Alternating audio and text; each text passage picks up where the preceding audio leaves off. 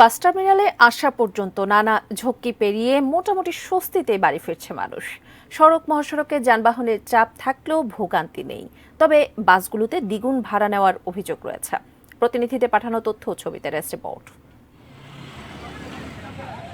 সাভার থেকে পরিবারের সঙ্গে ঈদ উদযাপন করতে বাড়ির উদ্দেশ্যে রওনা দিয়েছেন কর্মজীবী মানুষ। তাই নগরী থেকে চন্দ্রা পর্যন্ত যানবাহন ও ঘরমুখী মানুষের চাপ বেড়েছে কয়েক গুণ। আর এ সুযোগে গণপরিবহনের অসাধু কিছু চালক ও সহযোগীরা অতিরিক্ত ভাড়া আদায় করছেন। গাড়ি পাচ্ছি না, গাড়ি পাইলেও ভাড়া বেশি চাচ্ছে। এখন তো বাড়ি ফেরায় অনিশ্চিত হয়ে যাচ্ছে। 1200 টাকার ভাড়া তো 1200 টাকা চাই, কিভাবে যাবো? এখন ডাবল। সকালে অতিরিক্ত যানবাহনের চাপ ও বঙ্গবন্ধু সেতুতে একাধিকবার টোল আদায় বন্ধ থাকায় ঢাকা টাঙ্গাইল বঙ্গবন্ধু সেতু মহাসড়কের 13 কিলোমিটার এলাকায় যানজটের সৃষ্টি হয়। বেলা বাড়ার পর থেকে মহাসড়কে যান চলাচল স্বাভাবিক হতে থাকে।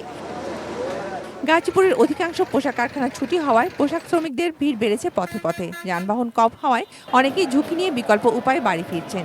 যানজট এড়াতে বিভিন্ন পয়েন্টে মোতায়েন করা হয়েছে পুলিশ। অপ্রীতিকর ঘটনা যাতে শিকার না হয়, দুর্ঘটনার শিকার যাতে না হয়, এগুলো আমাদের লক্ষ্য রাখতে হচ্ছে।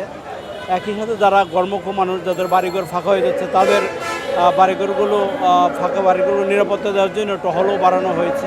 বঙ্গবন্ধু সেতু পশ্চিম সংযোগ মহাসড়কে আজ কোনো যানজট নেই। মহাসড়কে বাসের চেয়ে পণ্যবাহী যানবাহনের সংখ্যাই বেশি।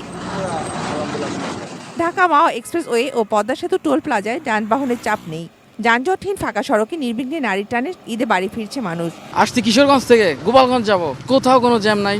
ঢাকা চট্টগ্রাম মহাসড়কে কুমিল্লার 105 কিলোমিটার অংশে কোনো যানজট নেই ফেনী অংশেও।